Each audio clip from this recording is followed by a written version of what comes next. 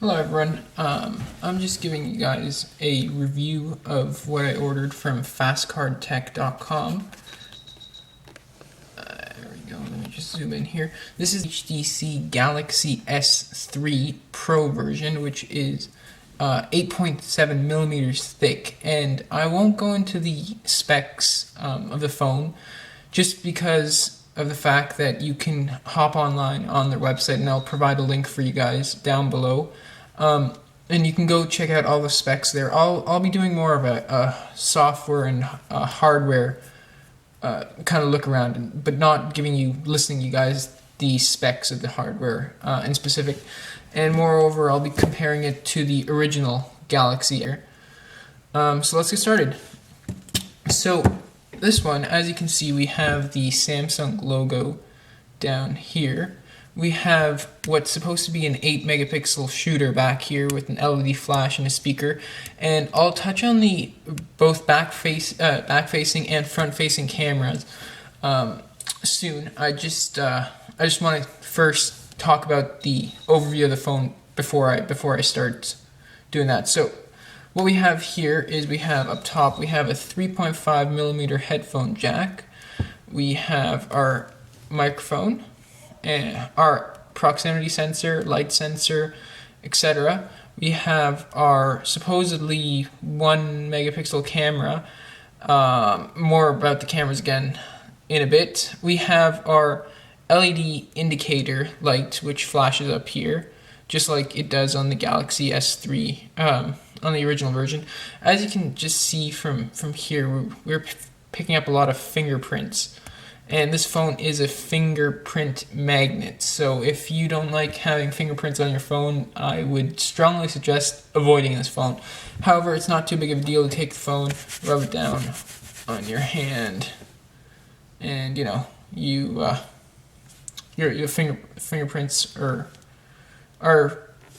pretty much wiped away. So let's do a thorough rub down. Just want to show you guys that indeed it does go away. So we did a thorough rub down of the middle here, and as you can see, there are no fingerprints in the middle except just some fingerprints on the side. Anyways, down here we have our home button, just like we would on the Galaxy S3. So let me bring that back into the frame here. So home button. If we unlock the phones, we have our menu key and back key, so we can hold the menu key and go into settings. I'll go into the settings in a bit. What you don't have out of the box is if you hold the menu key down on the original Galaxy S3 is what you would get. You'll get the search menu. So let me pop that out of the frame for just a moment. Yeah, you'd get the Google search menu just like you would here.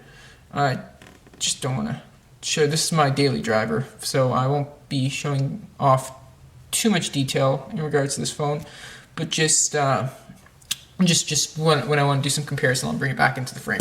So on the right side we have our power and lock key, which is exactly similar. Let me just power this guy down for a sec, which is exactly similar to what is found on the original Galaxy S3. So here we have it here. We have our power button, our 3.5 millimeter headphone jacks, our mics. Right, we have our volume rocker. On the back side, we have our micro USB port on both, along with another secondary mic, and back to the side. So original, bought the international one I bought from Fastcard Tech. Peeling off the back, we see a sticker right here. Let me just try and get up close and personal on here. As you guys can see, it says Galaxy S3. Sorry about the focus problems. Here we have our micro SIM card slot and our removable battery. Okay. As you guys can see, there's a bit of an intrusion coming out of the camera, and same thing goes for the mic, and that is exactly the case here for the original Galaxy S3. Okay, so we have a bit of a bit of a pop out for both. So comparing the backs here, we see a big difference. Let me just zoom out. Okay, so we see a big difference here when we peel off the back covers of both carriers. Now, this one's the original. This is the AT&T back cover for your carrier specific, branding on the back. So we have our micro SIM card slot down here and a micro SD card here, whereas on the one I bought from Fastcard Tech, we have our micro SIM card slot here, and we have our micro SD card slot in here. So, just a small difference, but it is there. So just wanted to point it out to you guys. Now these things can be interchanged. They're exactly the same thickness. So again, you can pop one from the North American variant out to the one that you bought from the from Fastcard Tech. So I'm just gonna put back the after a million clicks. So here we are back up and running. And we're back up and running here. Okay. Moving on, let's just check out the box real quick. So this is the box I got from Fastcard Tech. Let me zoom out again. Here we go. So we have our box, clearly says Galaxy S3. On the left side we have nothing. On the right side we have nothing once more. On the back side is where we get a look at the specs. So I'm gonna try and zoom in. I don't know if you guys can see that or not. It says Samsung Galaxy S3 16GB model. It sees and listens to you just like the ads, if you guys seen it. HSPA, so not HSDPA but HSPA, which is capable of 21 megabits per second down. So these are the specs of the quad-core international version on the box out right here. So we have for camera specs, we have an 8 megapixel shooter with a 1.9 megapixel front-facing shooter, 4.8-inch HD AMOLED screen, along with the other goodies. So we have a model number down here. Peeling off the front, these are just the flamboyant stickers that came covering the phone, just like you would with any phone. Opening this, we have our second battery. Fastcard Tech included a second battery for me, so there that is. Yeah, it says Samsung on it, and no NFC included in this battery. Something to take account of. So you won't be able to use the NFC features, just like if you want to do some buddy photo share where you tap the two phones together and transfer. That won't happen due to the fact that we have a non-NFC capable battery, just like unlike what we do have on the original Galaxies. Okay, so they also included me this purple back cover case. Probably not going to use it, but thanks for the gift, Fastcard Tech. Appreciate it. There that is. Okay. Let's put that back in there. We also got your standard issued wall charger with a USB to micro SD card slot for charging and data connectivity. So let's zoom back out here. Let's throw this battery back in the box so we can continue with our review. Pop this back up here. Seal the box. Perfect. Put that away. Alright, so moving back to the phone, centering it back in the frame. Powering on the phone, we see a major difference right away. So that being said, let's power on our North American variant. First thing you'll notice is that down here we have 4 buttons where we can just kind of slide up and move into that application if we so desire. So camera, we can slide up, move into that application right away. Right. Here we only have 3 of them available to us. So let me show you how, since I did the camera on here, I'll do the camera over here. Oops, I missed it. Sorry guys, I'm doing this through a camera, so let me just, there we go. So again, not as fast. Camera UI is different. I'll touch on that in just a few minutes. We're already at 10 minutes, so this is going to be a very thorough, in-depth review for any of you guys really looking to buy the phone and having a lot of questions. So I was just like you know, I could not wait to get my hands on this phone. I didn't know if Fast Card Tech was reliable, so I'm putting out this review because I really want to help you guys make your decision and feel confident about going with Fast Card Tech and knowing exactly what you will get from them. So that being said, if you like the video, please give me a thumbs up. Don't be afraid to leave me a comment if you have any questions. If there's anything I missed and you would like me to cover, I will make another video for you or will answer any of your questions. All right.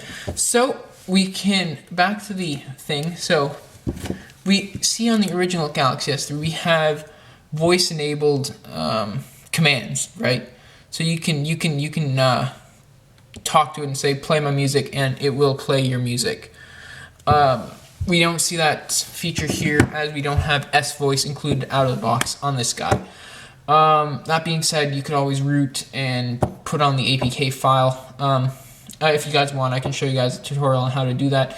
However, my personal opinion, I've had this guy since day one that it was released and I rarely ever use S voice. So second thing, so when we swipe here, we just like we do on the original Galaxy S3 North American variant, we swipe to unlock and we have access to our home screen. So moving through the home screens, you can see a quite fluid transition. During my time testing this with this phone, it's been about a day and a bit now. I haven't really noticed any major slowdowns, so feel confident with what you're getting. You know, you're getting a you're getting a really nice MTK, I believe 6577 powering this phone. So it's a fairly decent and capable processor, and I'll get into the benchmarks in a bit. That being said, we have our 4.8-inch screen, but it's slightly shorter than what we have here on the North American variant of the Galaxy S3. That being said, also, as you can see, it says Samsung over here. It does not say Samsung up here.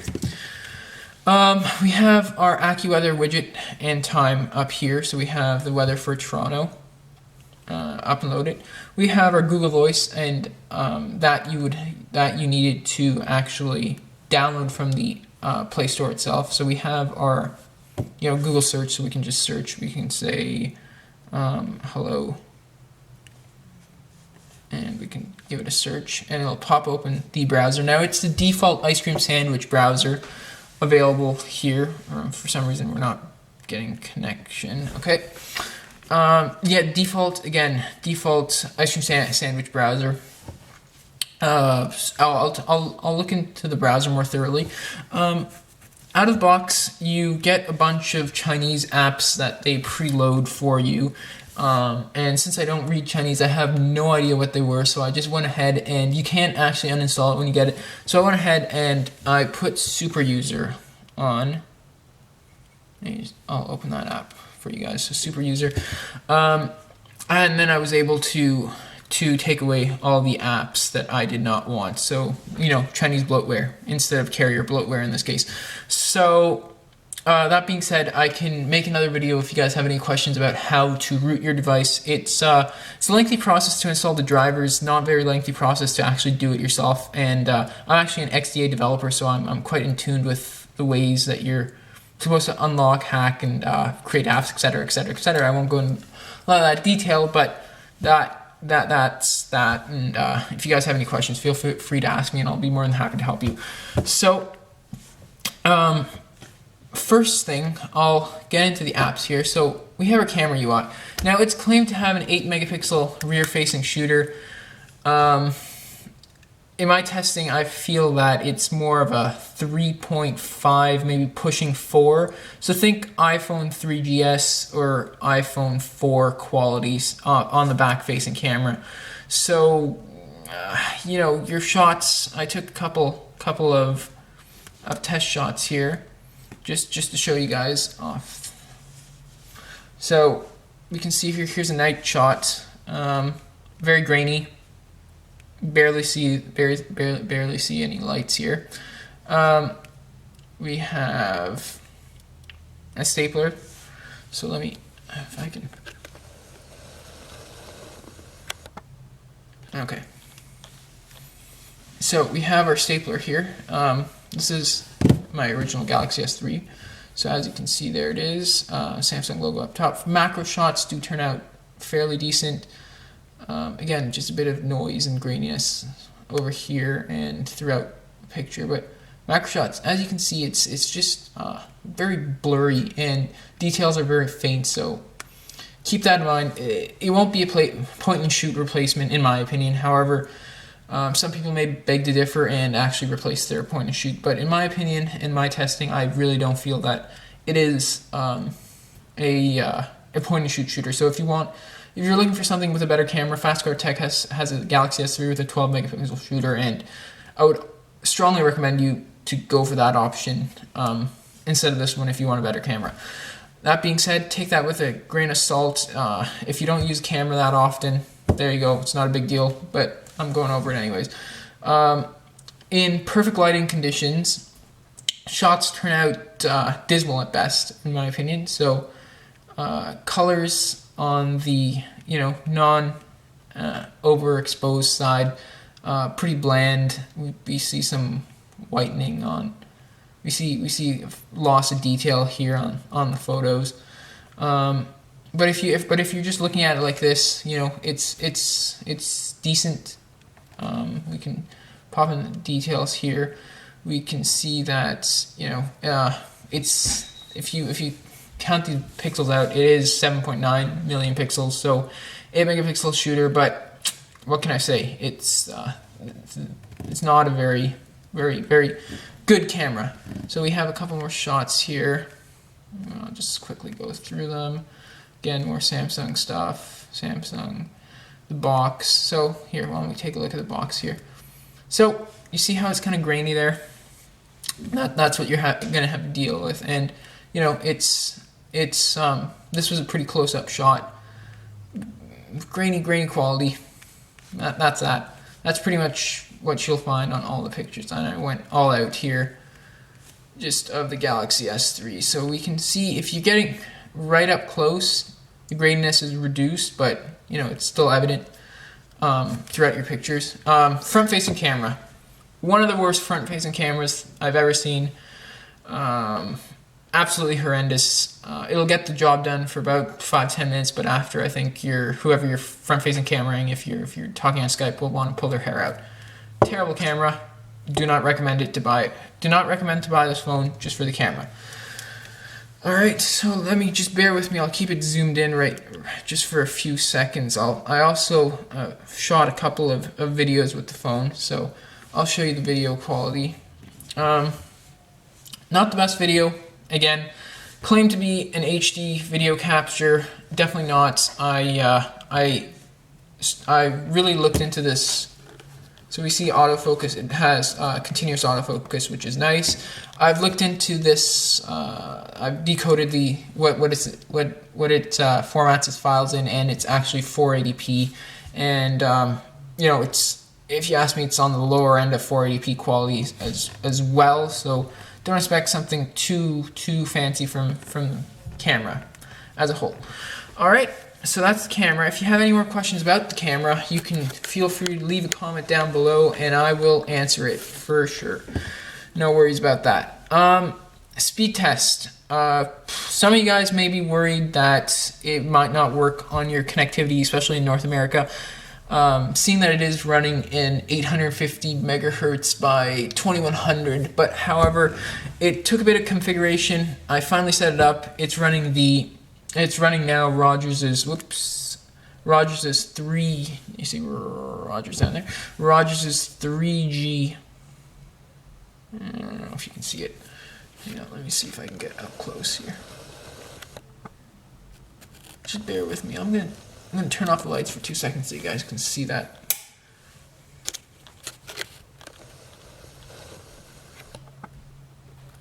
I'm having no luck here. Focusing, but it is 3G, and I'll come on.